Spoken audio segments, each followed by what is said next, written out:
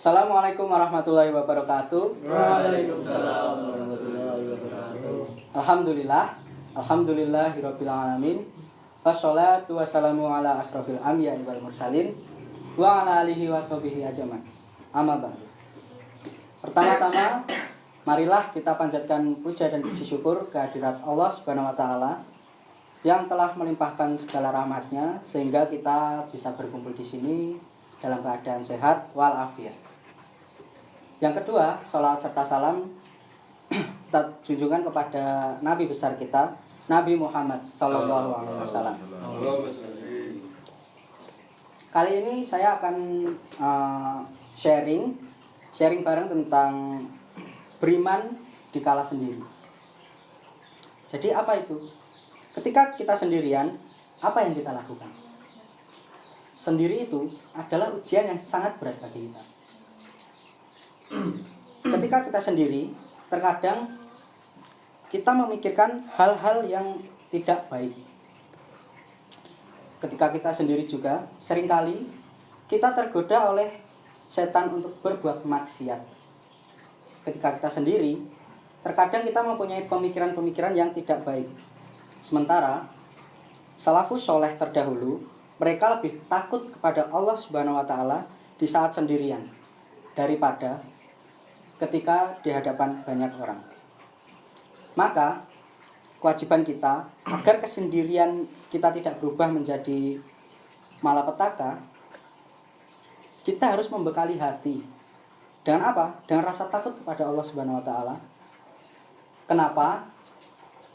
Karena banyak orang yang bertakwa kepada Allah ketika terlihat banyak orang. Jadi kalau kita di hadapan orang, kita itu jadi rajin sholat, jadi pokoknya sesuatu yang hal baik itu selalu muncul dalam diri kita. Tetapi ketika kita sendirian, ketika kita tidak dilihat oleh orang banyak, kita banyak melakukan hal yang tidak baik. Contohnya seperti maksiat, bermain gadget, menggunakan gadget dengan tidak semestinya. Tentunya kita tidak ingin masuk ke dalam hadis Nabi yang diriwayatkan oleh Abu Daud. Nabi Shallallahu Alaihi Wasallam bersabda bahwa kelak pada hari kiamat akan datang seorang laki-laki yang membawa pahala yang besar sebesar gunung-gunung Tihama. Lalu kemudian Allah Subhanahu wa taala menghancur leburkan pahala-pahala mereka. Lalu para sahabat bertanya, "Siapa mereka wahai Rasulullah?" Kata Rasulullah sallallahu alaihi wasallam, "Ama innahum ikhwanukum wa min jildatikum wa ya'khuduna minal laili kama ta'khuduna walakinnahum aqwamun idza khalau bima kharimillah kintahakuha." Sesungguhnya mereka adalah saudara kalian dan dari golongan kalian. Mereka mengambil malam sebagaimana kalian ambil. Akan tetapi mereka adalah kaum yang jika sendirian, mereka berani untuk melanggar hal yang diharamkan oleh Allah. Hadis sahih, hadis riwayat Ibnu Majah. Kita tidak ingin masuk ke dalam hadis tersebut yang mengakibatkan akhirnya amalan soleh kita, pahala-pahala kita digugurkan oleh Allah Subhanahu wa taala. Teman-teman, Allah Subhanahu wa taala memuji orang yang takut kepada Allah di saat sendirian. Allah berfirman, "Innal ladzina yakhshawna rabbahum bil ghaibi lahum maghfiratu wa ajrun kabir." Yang artinya, sesungguhnya orang-orang yang takut kepada Rabb mereka di saat sendirian, bagi mereka ampunan dan pahala yang besar. Quran surat Al-Mulk ayat 12. Teman-teman, ketika seseorang lebih takut kepada Allah di hadapan manusia, tapi ketika di saat sendirian ia tidak takut kepada Allah. Ini yang dikhawatirkan. Kenapa? Karena yang dikhawatirkan adalah kalau ternyata ia wafat dalam keadaan kesendirian yang tersebut. Makanya kata Rasulullah SAW, innar rajula la ya'malu 'amala ahlil jannah fima yabtulin nasi wa huwa min ahlin nar. Sesungguhnya seseorang yang mengamalkan amalan ahli surga menurut apa yang tampak bagi manusia, padahal ia termasuk ahli neraka. Hadis riwayat Bukhari Muslim. Bayangkan, dia beramal soleh sebatas yang tampak kepada manusia. Kata Rasulullah, ternyata ia termasuk penduduk api neraka. Kita tidak ingin tentunya masuk di dalam hadis tersebut.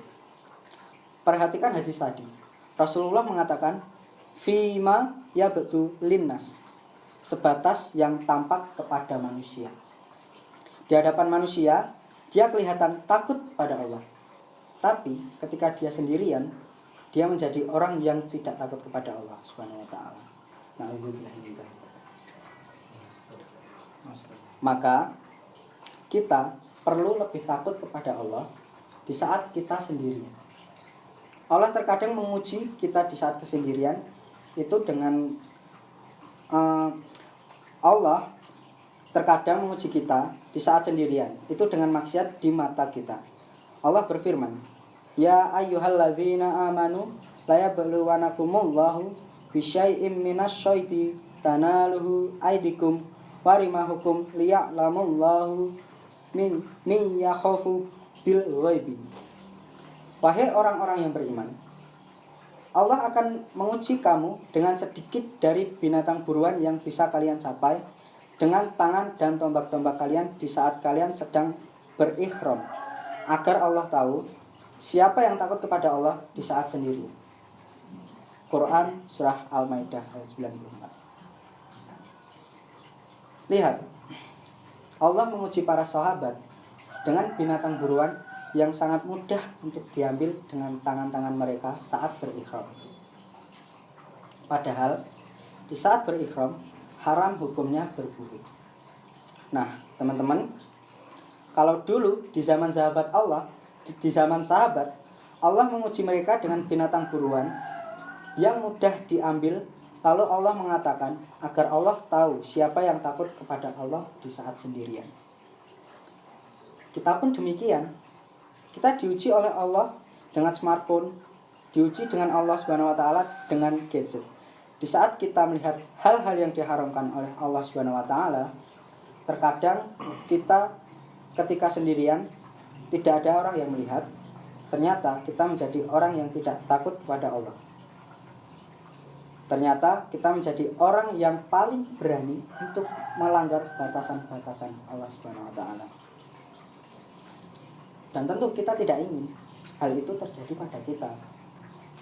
Bagaimana caranya?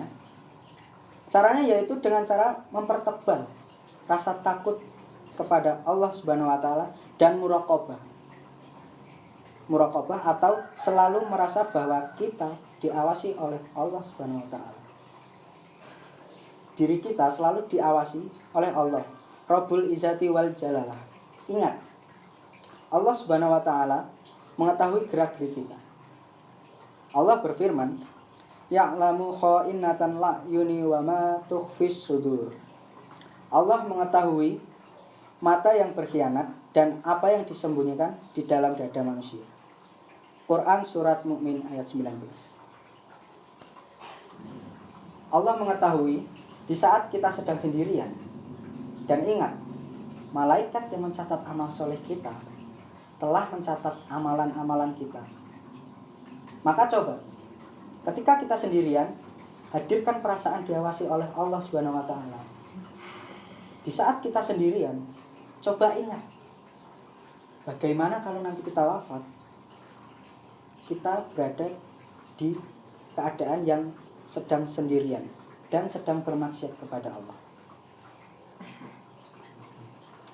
Maka teman-teman, kita tidak ingin wafat dalam keadaan tersebut. Bagaimana? Maka bagaimana ketika kita sendirian? Di saat kita sendirian lebih takwa kepada Allah. Berarti itu menunjukkan akan ketakwaan kita yang luar biasa. Semoga kita termasuk dalam orang-orang yang bisa memanfaatkan kesendirian kita untuk hal-hal yang lebih baik. Amin. Mungkin cukup itu saja yang bisa saya sharing kepada teman-teman. Kalau ada salah-salah kata saya mohon maaf. Dan terakhir wabillahi taufik wal hidayah. Wassalamualaikum warahmatullahi wabarakatuh. Waalaikumsalam warahmatullahi wabarakatuh.